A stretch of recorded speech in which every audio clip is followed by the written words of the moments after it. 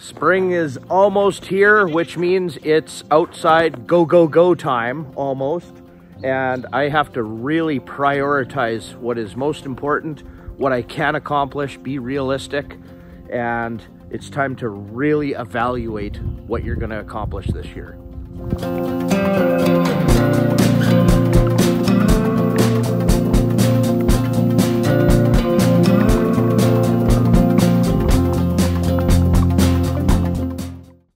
So if any of you are like me, you're crazy insane, biting off a million different things, trying to chew it all at the same time.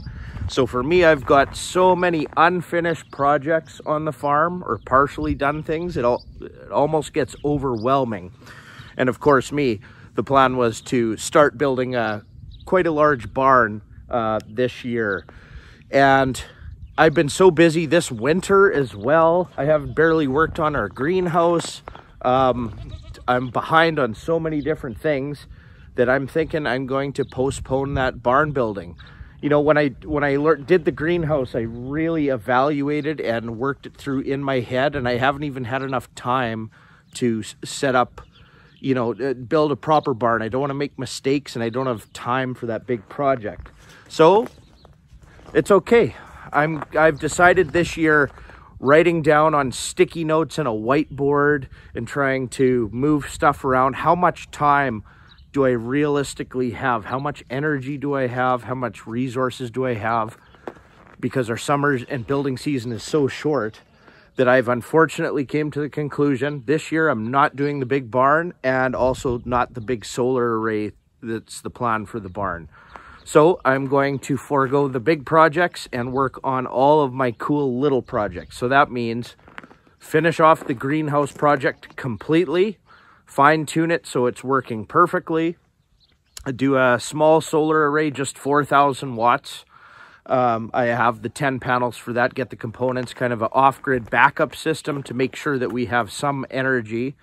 Not a whole farm thing, but we'd be able to get by with the water pumps that we need if something goes bad, septic pumps, some lights, and some small equipment and refrigeration, but not our walk-in coolers, freeze dryers, stuff like that.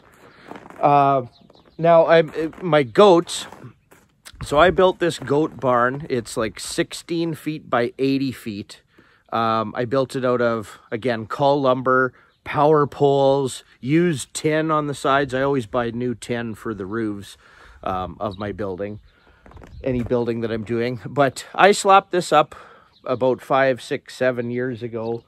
It didn't take me that long to do a simple barn. It's 16 feet by 80 feet.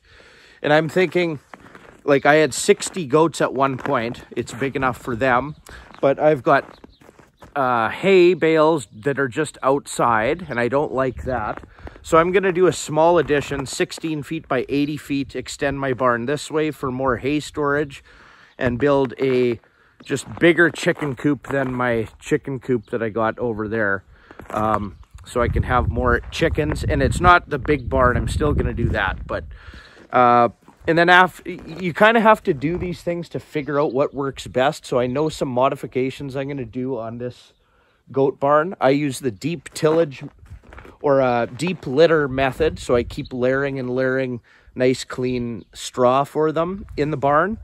And that is so nice. And then an easier way to clean it out once a year with the skid steer kind of thing.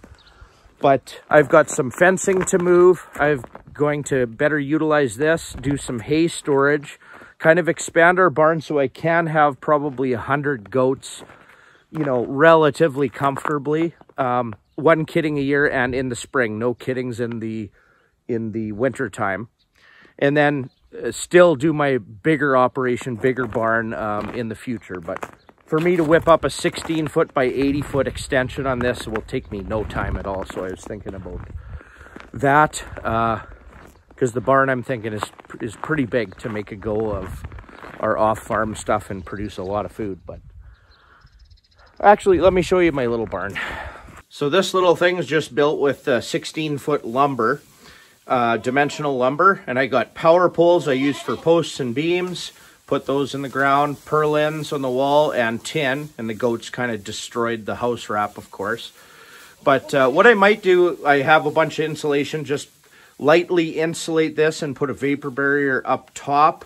But still kind of leave it drafty, but keep some of that heat and frost from going out. But just kind of modify this building. So this is 80 something feet by 16 feet.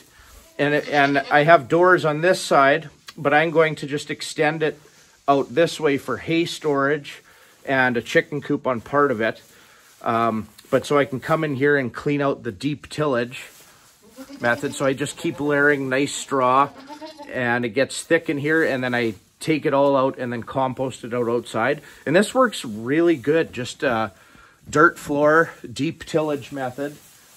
But it's hard for me to maneuver with the skid steer tractor, so I'm going to open up the ends of it instead of the way I have it and do some modifications because I don't have time to do the big barn yet.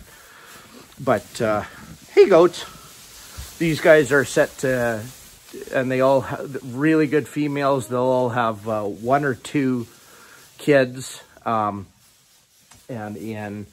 I put the male in like late December type of thing, and it's a 5-month gestation period. So having kids in our climate, you have to kind of do it in the winter or in the spring, kidding season, because of it's just too cold unless I have a big barn set up in a better kidding area.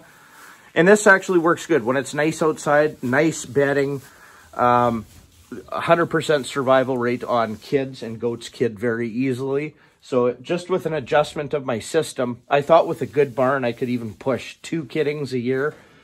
But just working with nature a little bit better, I'm just getting to reality. Now this is complete off-grid. I haul water for them every day, a salt lick, and they're just get really good quality hay outside. And this is a super simple off-grid, no electricity. Doesn't matter what happens. I don't need any electricity or nothing to have quite a large herd of goats. So I had 60 goats in here. They give off a lot of heat. I'm going to do some coon pigs as well, but just make some adjustments on this barn is what I'm thinking. So like I said, just extend it kind of outside so I can protect all my hay, valuable hay, from being out in the elements better. And just a lean-to open in the front for the most of it. And at this end of it, the south end, just do a closed in, maybe 16 feet by 20 feet or something, a larger chicken coop. And then when I do build a barn in the future, it's good to have an extra space and stuff kind of spread out in multiple buildings, I'm finding. I don't want it maybe all in one building, but you learn all this stuff kind of as you do it. Like if you think you have it all planned out in your head, you don't, right? You do it and it works. But our little chicken coop is just 8 by 12 and it works great. But again, if it was just bigger, I could have more laying hens and do a little bit better system and just do it simpler over there, because I just don't have time to do this big barn operation yet. And who knows how bad things are going to get in the world. It's not my job to feed the world, just ourselves and a few people, right? So, but yeah, so, but all these unfinished projects I've got stuff in here. I've got to build some more shelves. I'm gonna rip off part of this lean-to, do like a 3-car shop area connected to the big shop, close off one of the overhead doors, put in a passive solar system. I think the 10 solar panels, photovoltaics I'm gonna put on the kind of above the overhead doors. It's gonna provide some shading for the overhead doors that I'm gonna turn to glass, or one of them. And I still haven't done my hydronic heating on the greenhouse, and I still have little things to finish on the greenhouse. So all those hookups, some tin on the outside, the gutter system, a lot of projects to finish what I got before I start building another massive building. You know, just it gets overwhelming. So I thought I was going to do it, but I haven't even had time to write up the barn plans and stuff. So this is what I'm thinking. Prioritize. See yeah, the greenhouse exterior still looks like this at the back. But, you know, I didn't want to just put up tin because I'm going to put a little lean-to off of this side. And then at the back, I've got kind of decided I'm going to do a super insulated 16-foot out, kind of our root cellar building behind the greenhouse. So now with this, I know I need a piece of flashing, how I'm going to do it. Then I can finish tinning all this and then still put all my gutter systems and hook up my rainwater. And all these little projects, I mean, they're, you know, little for me, but maybe big for lots of people that don't do all this crazy shit, but so much to do, right? So for me to commit a summer to all the little things, finish completely what I'm doing, then that's the way to do it, I think. But I bought out a rabbit farm, all these rabbit commercial cages for a commercial rabbit production, like in our new barn. I want to do that and really get some meat. And again, I like rabbits for meat because they're just fed on good hay, right?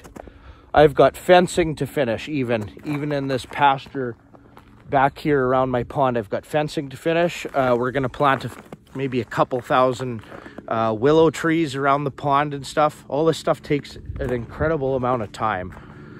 And yeah, it's just so much. So if I can just fine tune kind of what I have already, I did kind of the main stuff, just finish it, make sure it's foolproof, make sure everything's working, all the systems, make those adjustments on the barn, protect my hay from the elements with a little structure, a little bit bigger chicken coop so I can get more chickens and stuff off of that. All summer long we've had our rabbits. So rabbits fight, but I have a small colony outside in a pen outside that are just fed on a good hay and a little bit of pellets I give them. And that was super easy. So it's getting me doing it firsthand, surviving our harsh winter with an outside rabbit colony. They burrowed down and made things in big piles of straw and stuff, so they're perfectly happy instead of in cages. And that gets my brain thinking of how to do kind of a colony system with rabbits outside and in a structure instead of cages system. But I haven't worked it all out yet. So for me to start building a barn and then screw something up, it's maybe not the best idea. All these unfinished projects that I have to just tone it back, be realistic with what you can actually accomplish, because it's a short season, especially where we live. You can only build so much outside. There's a short building season, a short season to do things outside. And on top of that is, of course, producing food out of the greenhouse, putting in gardens outside, all that. Expansion of the orchard, we always do a little bit more every year, and mulching and a million things, right?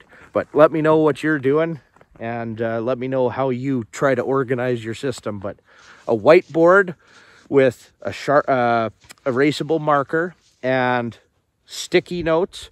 So I remember I saved a list. If I can find it, I'll try to post the picture here. But the 1 year on the homestead, it was to-do list, summer 2015 or 16 or 17, whatever it was. It's like, number 1, build house. Check. I did that. Finish pasture fencing. Check. Build barn. Check. And I did that all in one season because I'm crazy, right? But now you have to evaluate, and as things change in the world or things change with your plans, and then you can move the sticky notes around on the whiteboard kind of thing and figure out, well, if I'm going to do this, first I have to do this, right?